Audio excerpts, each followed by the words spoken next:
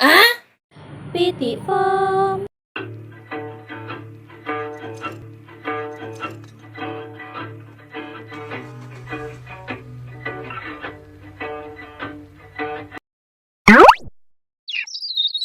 Can't feel the way I feel. I'll be fucked up if you can't be right here. Oh, oh, oh, oh, oh, oh. I'll be fucked up if you can't be right here. I do the same thing I told you that I never would. I told you I changed, even when I knew I never could. Know that I can't find nobody else as good as you. I need you to stay, need you to stay. I do the same thing I told you that I never would. Assalamualaikum warahmatullahi wabarakatuh.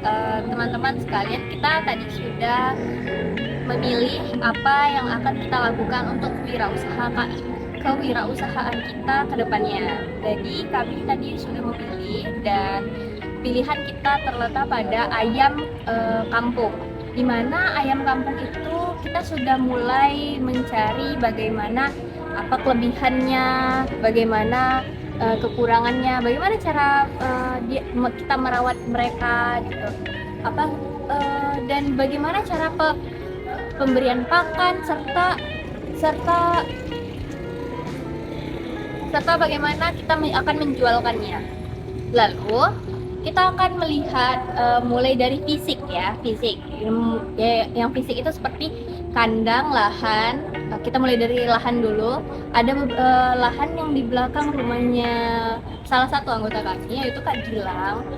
Di sana lahannya cukup lebar, bisa untuk beberapa kandang. Lalu karena kita sedikit terkendala dengan biaya, kita akhirnya mempersiapkan terlebih dahulu dengan membersihkan, lalu baru kita beli barang-barang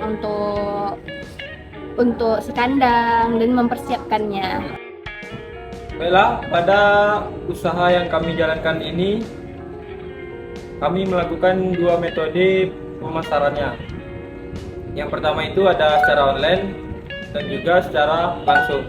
Secara online, kami melakukan pemasaran melalui story WhatsApp seperti ketersediaan produk, pengiriman barang, dan juga kami melakukan pemasaran melalui media sosial seperti Facebook pada grup-grup komunitas peternak ayam.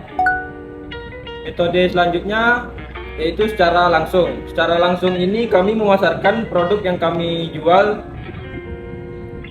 kepada kelontong-kelontong yang ada di daerah Bukit Barisan. Mungkin itu saja metode pemasaran yang kami lakukan.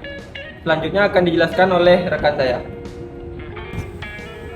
Jadi kegiatan yang kami lakukan dalam peternakan ayam kampung kami adalah dengan memperhatikan AMDAL atau analisis dampak lingkungan. Tujuannya adalah untuk memperhatikan lingkungan atau efek yang akan dihasilkan dari peternakan kami. Kami melakukan treatment pakan dan treatment kandang yang tepat. Salah satunya treatment pakan kami dengan menggunakan penambahan M4 pada semua produk makanan yang ada. Tujuannya untuk mengurangi aroma yang akan ditimbulkan oleh ternak tersebut. Selanjutnya pada treatment kandang kami mengupayakan menjaga kebersihan kandang dan melakukan desinfektan secara berkala dan memastikan bahwa sinar matahari yang masuk dan udara tercukupi. Setiap usaha pasti memiliki yang namanya kendala, dan kami juga mengalami kendala tersebut. Di antaranya yang pertama itu adalah bibit DOC yang cukup mahal. Kenapa mahal? Karena kami di sini ternak ayam jenis KUB, di mana bibit DOC yang KUB itu adalah yang paling mahal di antara bibit DOC yang lainnya. Yang mana kami membeli bibit DOC itu per boxnya isi 100 ekor ayam dengan harga 900.000, dan itu cukup mahal bagi kami yang pemula. Maka dari itu kami mengakalinya dengan fokus ke penetasan telur daripada penjualan telur ayam kampung tersebut. Kendala berikutnya itu ada di bobot ayam. Kenapa bobot ayam menjadi kendala bagi kami? Karena persyaratan bobot ayam yang turun ke pasar itu berkisar antara 1 kg sampai 1,2 kg. Dan di sini beberapa ayam ternak kami itu ada alamat pertumbuhannya sehingga tidak pertumbuhan itu tidak sama rata, dan itu menjadi kendala di saat penjualan kami nantinya karena kami menjualnya secara partai.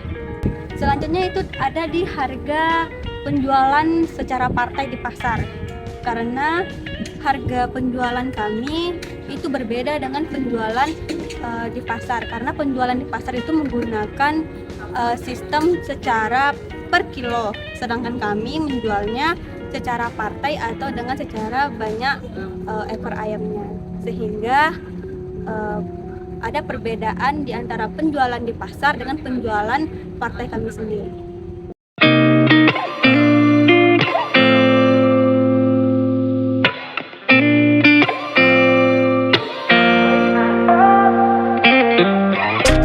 Gotta find my way to you, even though you're next to me.